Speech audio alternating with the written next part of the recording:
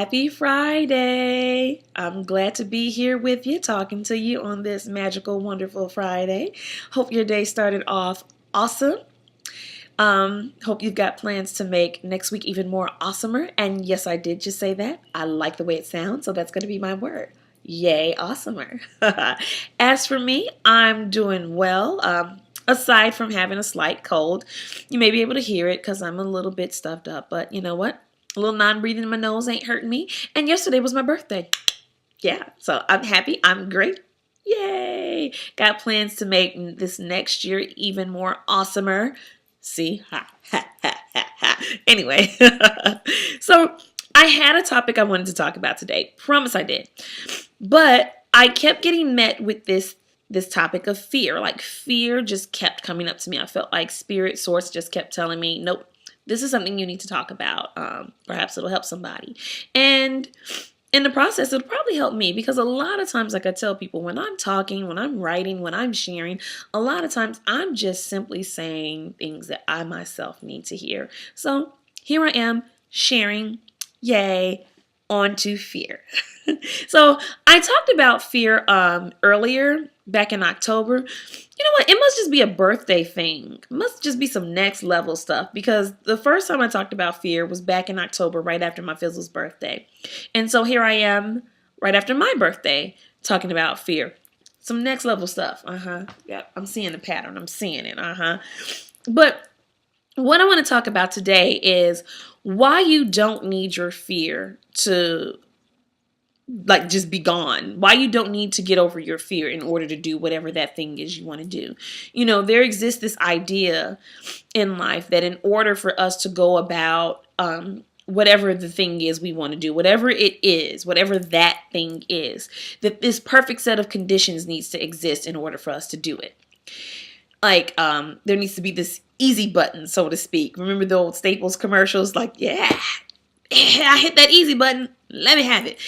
And part of that perfect set of conditions is not being afraid. We tend to take our fear as a sign that we shouldn't do something. And we think in order to do that thing that it is, if I'm afraid, first I need to get over my fear. Once I get over my fear, then I can go do that thing I want to do.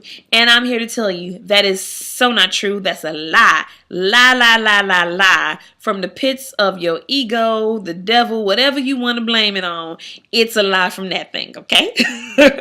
I've got a couple of friends who are, they can't swim and they're afraid of the water.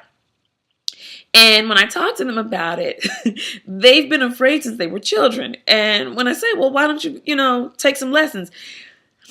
I would take the lessons, but I'm afraid of the water. Like, once I stop being afraid, then I can take the lessons. But baby, that's not how this works. That's not how any of this works. I hate to be the one to tell you. Actually, no, I don't. I'm glad to be the one to tell you because I want to help you out. If you take the lessons, you'll probably get over your fear. That's more how it works. But it's the thing we do because fear is such an irrational beast. It messes with our head. And we tend to then start to think illogically. Hence, I can't do this until I get over the fear. I'll give you a perfect illustration. I'm going to use my baby, the Fizzle. She's such a wonderful teacher. That's why I like this kid is awesome. She teaches me stuff. I get a little nugget from her every day. But this particular example, over the Thanksgiving holiday, we went out to California to visit my best friend and her son, my godson. The Friday after Thanksgiving, we decided we'd take the kids to the movies to see The Good Dinosaur. Really good movie, which had a lot of little nuggets and gems that I was able to talk with her about anyway. But I digressed. So we go to the movies to see The Good Dinosaur. So this particular movie theater, the ticket booth is outside. It's not, go into the lobby and get your tickets. No, you walk outside. When you walk up outside, the ticket booth is outside. You get your tickets, then you go inside. Everything's a go. She's excited. We're good to go till we get the tickets and then something hits her. Fun fact about my baby. She's terrified of scary movies. Terrified. She can't see a preview. She can't see a movie poster. She is terrified. And this is what hits her. There may be a poster inside for a scary movie, I can't go inside now. I kid you not. She said this after I have bought, and stuff is more suspensive in California. Yes, I did say suspensive. A friend of mine's daughter used to say suspensive instead of expensive, so it stuck with me. So, as suspensive as those tickets were, I'm looking at her like, oh, the hell you are not going. Oh, we going to see this damn movie now. Nope, she can't do it. She's terrified. Can't move. So, she then takes her coat, wraps it around her face, and stands outside and goes, nope, I can't go inside now. So, I bring this illustration to point out 3 things about the way we operate with fear, because it's not just something my 9-year-old did. It's a thing we all do. We all have something we're afraid of that we fixate on, and we render ourselves immobile just like my baby did. First things first. When you are afraid to that point, you cannot see the bigger picture. You can't see it because you're so fixated on your fear. In the case of my baby, if she had just taken a moment to look, she would have noticed the doors to the movie theater were glass. You know what that means? That means she could have simply looked inside past the glass doors and noticed that there wasn't a single scary movie poster in sight. But nope, she couldn't do it because she'd wrapped herself in the cocoon of her coat and all she could see was her fear. The same is true for all of us. Like I said, with me, with sharing my blog, I was just so afraid of criticism that I could not write or share a word, even though I felt really called and led to. Couldn't do it because I was just so afraid of getting what I perceived was rejection. What if somebody misunderstood me? What if somebody just got the wrong impression? What if, just harsh criticism, rejection. I was so afraid of things not working out the way that I wanted to, that I saw it as a potential failure. So I couldn't do it. I just could not do it. And the same is true for you, whatever that thing is. For my friends who are afraid of the water, they can't see that you're not going to drown. If you take the lessons, nobody's asking you to jump in the pool and start swimming immediately. No, you are going to learn the techniques that will help you navigate through the water. But they can't do it. Which leads me to the second point. When you are so fixated on your fear, you render yourself immobile. When you sit around and go, okay, well, I can't move until I get over my fear, guess what happens? You never get over your fear. You're just now sitting around waiting. Like my friends who can't swim. We're almost 40. And they're still sitting around waiting for the fear to go away. It's not going to go away. My daughter almost missed the movie because she was sitting around waiting for this fear to go away. Well, baby, you've been afraid of scary movies since you were 4 years old. It's been 5 years. You ain't got over that fear yet. So if we sit out here waiting for the fear to go away, it may be another 5, 6, 7, 10, 15, 20 years before you, and you mean to tell me you're going to tell me then, I'm finally ready to go inside. It doesn't work like that. That's not how any of this works. Thanks, grandmas. And my third point, your fear is so irrational that you don't even realize you're afraid of something that more than likely doesn't even exist. In my baby's case, she was afraid of these movie posters that didn't exist. Once we got inside the theater, there were no scary movies.